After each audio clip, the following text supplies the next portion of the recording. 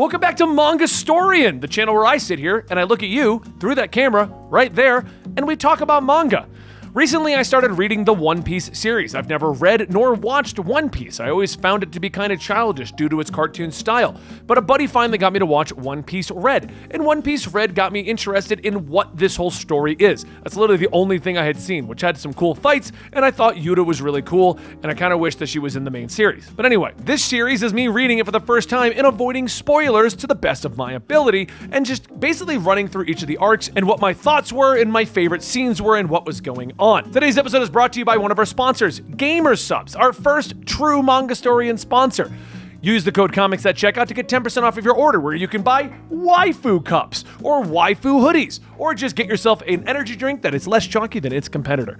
It's one of our sponsors over at Mangastorian, and they've been with us for a very long time, and they're allowing me to use the code over here as well. So welcome our first sponsor, everyone. That's good. Cut there. Now for today's video, I'm going to talk about Logtown, Reverse Mountain, and Whiskey Peak, because I'm trying to pace this all out so the Arabasta saga, that's what this is, the Arabasta arc, which apparently is like 60 chapters, I can talk about as one thing. So I'm trying to pace these out so I don't do an hour-long One Piece video. But you might be wondering why we're doing two One Piece videos back to back. Well, that's simple. This weekend, I bought this and thought it would be fun to figure out what this is and talk about it because I thought it would make good clickbait. I'm not gonna lie. It's called Dick Fight Island. We can't show you anything in here. It's just porn. Guys wrestle and they're nude. Yeah. But hey, I've showed it to you, so now we can write it off. So, if you're just joining us for the first time, up to this point, I find Luffy to be a little kind of in the middle. I find him to be very Goku, which I'm a fan of Goku in Dragon Ball. And what I mean by that is that Luffy has this tendency to be removed from the combat for the most part. He shows up relatively seemingly clueless as to what is actually going on, and then just uses his gum-gum abilities to destroy everyone around him and become the strongest fighter in the entire world. My favorite characters at this point are Zoro, Sanji, and Nami, and I find Usopp to be fun, but he hasn't done anything except run from combat and then triumphantly come back at this point. So following Arlong, we now have Nami officially on the crew, which I was excited for, and they decided that before going to the Grand Line, which we got right to, and I'm not gonna lie, I thought the Grand Line was gonna be like the way all the way out kind of a thing. A whole bunch of you keep leaving me comments where you're like, meet you in Wano. I don't know what Wano is, but I kind of thought Wano was the Grand Line. I didn't realize it was at chapter 100. My buddy who showed me One Piece Red said we will be getting to the Grand Line before whatever Wano is, and I'm like, okay, cool, because I don't know what Wano is anyway. But I didn't know it was at chapter 100. I thought we were probably going to go a couple hundred before we got to the Grand Line, because they keep hyping this thing up.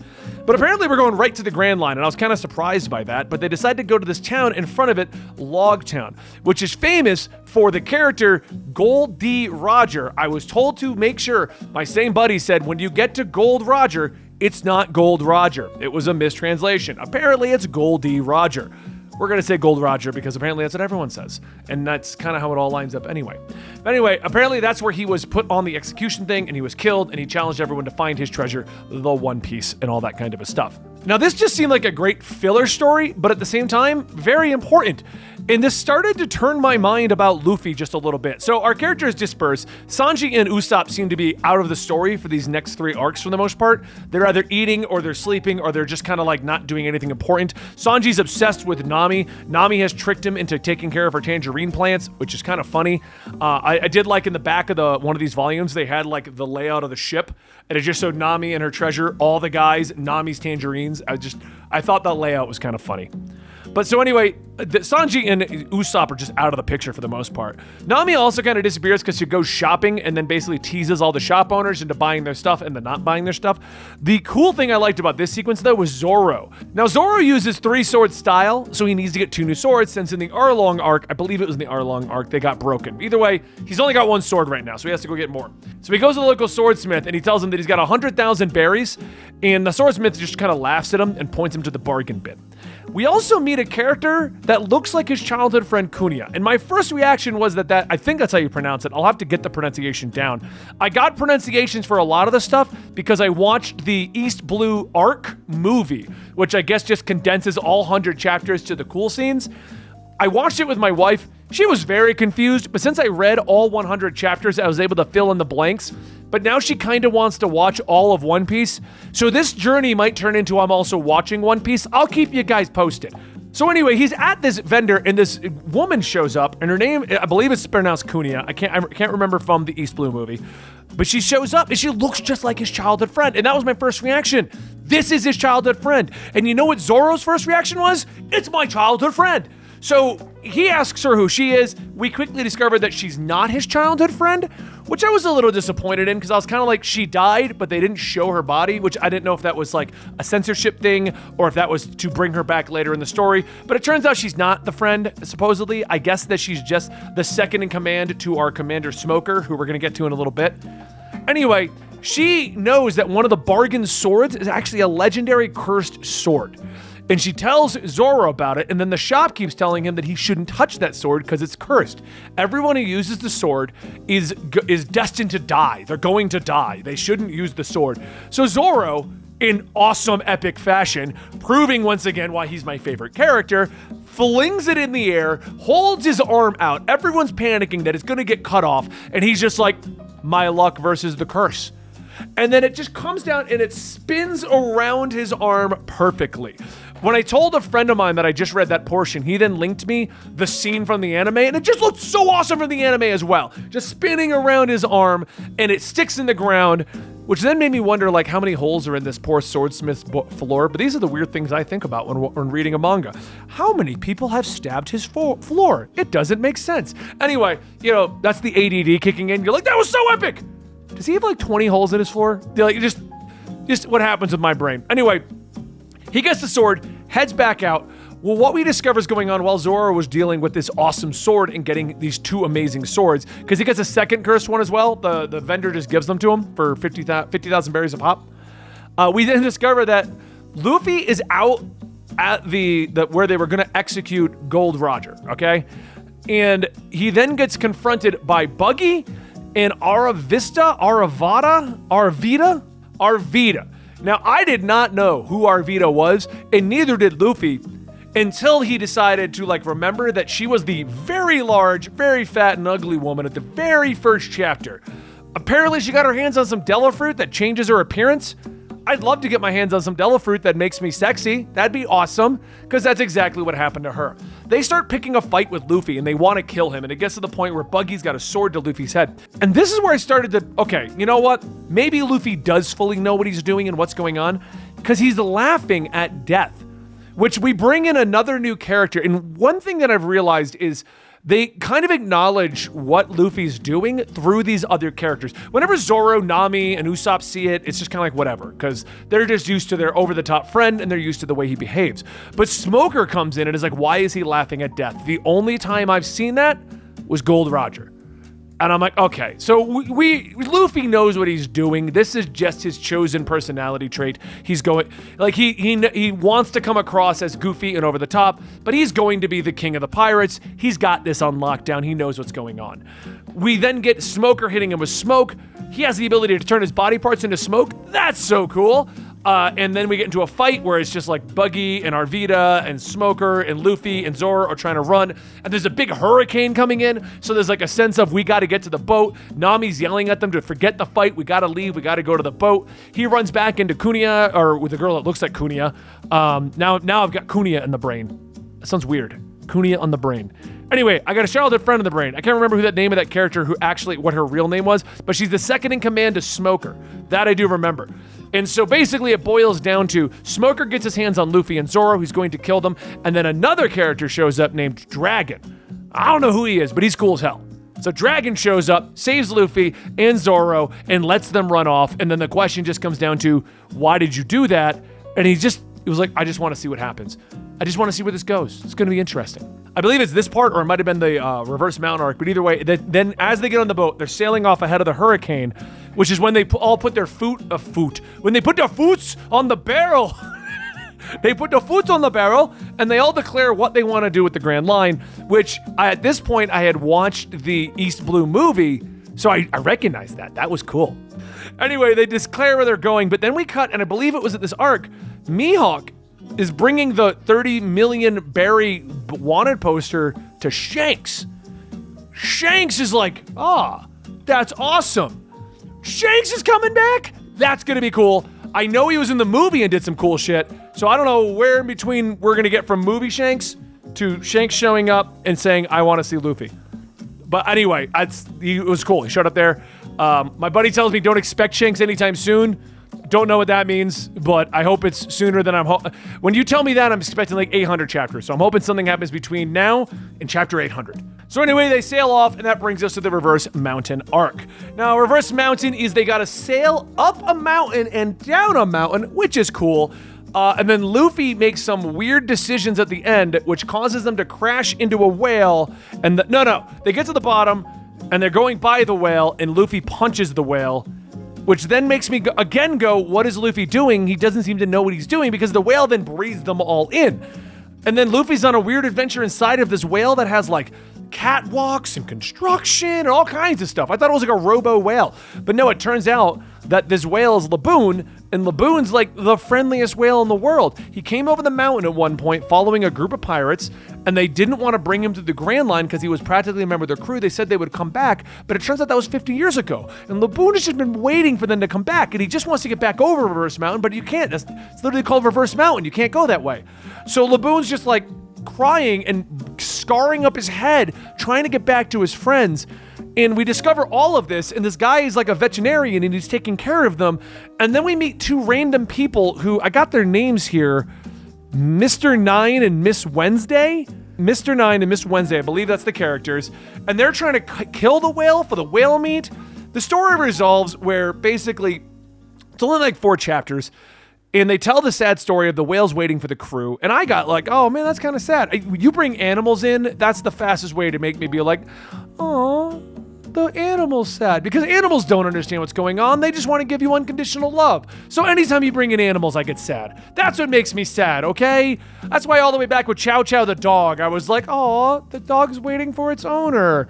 Anyway, they get the story, and then so Luffy, now again, he goes from punching the whale and making me question what's going on, but now he shows how amazing he can be because he punches the whale again, but this way is to fight the whale, and he beats the whale, and he tells the whale to wait for him here. He's now a member of the crew, and they're gonna come back. So the whale has another reason to live and to stop scarring his head, trying to ram into the wall to get back to I think it's the red line or whatever line's on the other side, wherever he's trying to go. And it's like, okay, so Luffy does know what he's doing. It's all intentional. He's doing this all on purpose. And he paints like this really shoddy version of the Straw Hat Pilot thing on the whale's head to cover the scars. It was just so sweet. And I liked Laboon. And I want Laboon to come back. So I really hope they've got to come back around at some point and meet Laboon. And we got like 1,000 and something chapters at the time of me recording this. That whale better come back. But at the end of all of this, we discover that there is a particular type of compass that is how they're going to get through the Grand Line because it works off weird magnetic poles. And Mr. Nine and Miss Wednesday join them to get a lift to their crew. And that brings us to Whiskey Peak arc. And Whiskey Peak is amazing if you're a fan of Zoro. So, come on. So basically, they get to the island. Sanji and Usopp, once again, go off and get drunk and pass out. And so does Luffy. They all get super stuffed on food because everyone in the town is celebrating that they have made it here, and they're all like, this is going to be cool, so let's just show up and we're going to do this. Zoro then decides to kind of like get a peek as to everything that's going on. He wants to go check out the town, and Nami kind of disappears right here too, which I found funny because the way she shows back up. Zoro spies, and they're called the Baroque? It's B-R-O-Q-U-E. But they're a criminal organization who is on the island. And the point is to get people to come to the island, get them stuffed on beer and food, and then they're going to rob them. But Zoro overhears this and then challenges all of them. So the chapter's like literally like 100 criminals versus Zoro. And he just destroys them all. This is the first time I think Zoro's not injured in a fight. And he's like cutting holes in the ground to duck, blocking everything. He's so insane. It's awesome. I just loved watching him just cut loose. And it's like 3 or 4 chapters of him doing this by himself. Then they discover that the guy who's in charge of this group of criminals is a part of the royal guard of the kingdom of Arabasta. I hope I'm pronouncing that right. It doesn't sound like it because my buddy told me how to say it, and I think I'm saying it wrong, but you know what I'm talking about, Arabasta. And that apparently Miss Wednesday is actually the Princess Vivi. Now, when you say Vivi, I just think Final Fantasy IX, so it's going to be very hard for me to hear the name Vivi and not think of her with a yellow hat covering her eyes and a blue thing over, but I'll get over it. I'm sorry, okay? Anyway, Vivi the Black Mage from Final Fantasy was being guarded by this, it's like Ingram? Igaram. Anyway, I was way wrong. So Zoro's battling against all of these villains, and we eventually discover that Igaram is in charge of the Royal Guard, and that Vivi is there as well, you know, Black Mage and all. I hope she has Black Mage powers. She does like this cool like dance and hypnotizes people. We discover that Mr. Five and Miss Valentine from the criminal organization are also there, and they overhear everything that's going on, so they get themselves involved. Igaram basically promises to give them some form of a reward if Zoro can save Vivi. Nami overhears this, comes out of nowhere, and says that it needs to be 1 billion berries. They go back and forth about that for like a whole chapter, and I just found it hilarious because like, where the hell was Nami? Like everyone's drunk and passed out at the table. Nami's nowhere. She hears money. She shows up. So just love that. That was awesome. And then they work it out so that Zoro is going to defeat Mr. Five and Miss Valentine. And so he starts fighting them. They're not even a challenge. Dude's not injured. Greatest swordsman in the world, unless he's fighting against Mihawk and his butter knife. This is where, like, I was starting to give Luffy credit because of the fact that he was laughing and he was basically being like Gold Roger and he was avoiding Smoker and he seemed to know what was going on with Buggy. And then with Laboon, it was like, okay, no. So because my buddies have told me your guys' comments where you guys find it weird that I haven't really gotten super invested in Luffy, but I'm really loving Zoro, Nami, you know, Sanji. Usopp's okay. And so everyone's found it weird. So I was trying to look at Luffy from a different point of view, and I was like, okay, he seems to know what he's doing. I get it. Like, I get what's going on with him. Then he shows up and challenges Zoro in a fight to the death because he thinks Zoro injured the town. Okay, I read a lot of comic books. 2 superheroes fight all the time over a misunderstanding. But then Zoro explains they're all villains, and Luffy's just like, no, I don't believe you. I'm going to kill you. So they start fighting, and I don't understand Luffy's mentality. It just loses me again with that exact moment. But regardless of that, that was freaking epic. Okay, Luffy versus Zoro, they're just so powerful. They throw Mr. Five and Miss Valentine away. They're just like, you're interrupting our fight. And they just duke it out. It was so awesome to watch the two of them just cut loose. Even though it was because Luffy didn't want to listen to Zoro, and it does just boil down to a superhero misunderstanding. I'm fine with that. It was awesome to see that battle between the two of them. And then for Nami to just punch them because they're trying to earn money, which ends the fight like that. All of it then resolves with, I'm assuming, what's going to be the beginning of our new saga. So Vivi is now being watched by the crew. They're going to bring her to Arabasta. Igaram, he goes off to be a decoy, and I'll get to that in a second. And that's our new thing. We're going to be saving the princess and bringing her back to her kingdom, Arabasta, which is in the Grand Line, so it's all in line with where we're going. So I'm excited to see where that's going to go. But then we get to the next portion of it.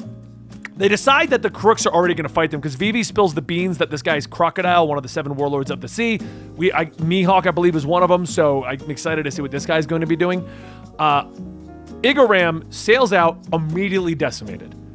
And I'm even like, okay, crap, we're going to fight already? I thought we'd at least get off this island and go to some random spot. That's when I met Miss All Sunday. Okay, not gonna lie, kind of like anime character, like sexy women with cowboy hats, kind of cool look. So looked her up a little bit afterwards. I didn't realize that she's a crew member, and I kind of spoiled that. I didn't go beyond that, so I'm a little sad. Probably would have been a cool reveal later. I was just looking up fan art and stuff. We'll leave it at that. And she offers them a direct route to Arabasta or to the crooks. One of them. She offers them a direct route where they're going, and that here's the new like magnetic compass to do it. And then Luffy immediately breaks it. Now, I'm going to assume that's because it was even brought up by Zoro that this might be a trap. And because his exact words were, no one's going to tell us where we're going. And I'm like, okay, that makes sense. But at the same time, you just fought against Zoro, so I'm still questioning if you actually know what you're doing. But whatever. Okay, I get it. I get you guys want me to really like Luffy. Can we just accept I like Zoro? Zoro's awesome. Nami's awesome. Sanji's awesome. I like most of the crew. Luffy's cool. I like when he cuts loose. Like, it was kind of funny walking around like this, all big and fat, like battling against Zoro, and then he's like, oh, I just had to digest a little. That's where we're gonna end today's video, because I got to the end of this one. Miss All Sunday. All I did was look up with the hat on. She doesn't look like the character, but I recognize her from One Piece Red. So I recognize her as, I don't know who she is, but I recognize her from being around the crew when I was looking at all the stuff. So she obviously joins at some point. And that's just from looking up artwork, trying to figure out who she actually was. Because I had that quick scene where she's just sitting there and she just like gets broken. And then she doesn't seem like a villain. That was what I found weird about her, because she was trying to help them, supposedly. And even if it was a trap, the way she was coming across didn't come across as I'm a downright villain. But anyway, I really enjoyed this. I'm super excited to read what apparently is going to be Little Garden in Drum Island. We're going to do that for the next video because Arabasta is over 60 chapters and I didn't want to make an hour-long One Piece video. So we're gonna break it up to these two. I hope you guys enjoyed today's video. Don't forget to check out our sponsor, Gamer Subs, and let me know your opinions down below. My staff is relaying some of the messages, the more fun messages over, but I'm not reading them directly to avoid spoilers. So, and also, I just want to say real quick, I did post a community post up over on the Mangastorian channel talking about how we're doing next. And like One Piece Gatekeepers showed up, which is, I found funny that there's One Piece Gatekeepers, but of course there is. And they were basically arguing that I shouldn't be reading One Piece at all because I'm comparing it to other anime. I get your point of view. I consume a lot of literature and anime and movies. It's going to happen by default. But what I wanted to get at here is that didn't bother me at all. I found that funny that people are like, you can't read One Piece if you're going to compare it. What I wanted to say is thank you to the community, the One Piece community, who showed up in response, telling that person to F off, and then telling me to just keep reading and don't worry about the gatekeepers. Like, you guys are so friendly and welcoming. And maybe if I read the comments directly, it would be less that. But the ones of you who are being welcoming and are being awesome, I just wanted to thank you, because I didn't even think this video idea of me just kind of going through a series this old would work. And I'm just loving the response. And you guys, you've been so friendly. Just thank you.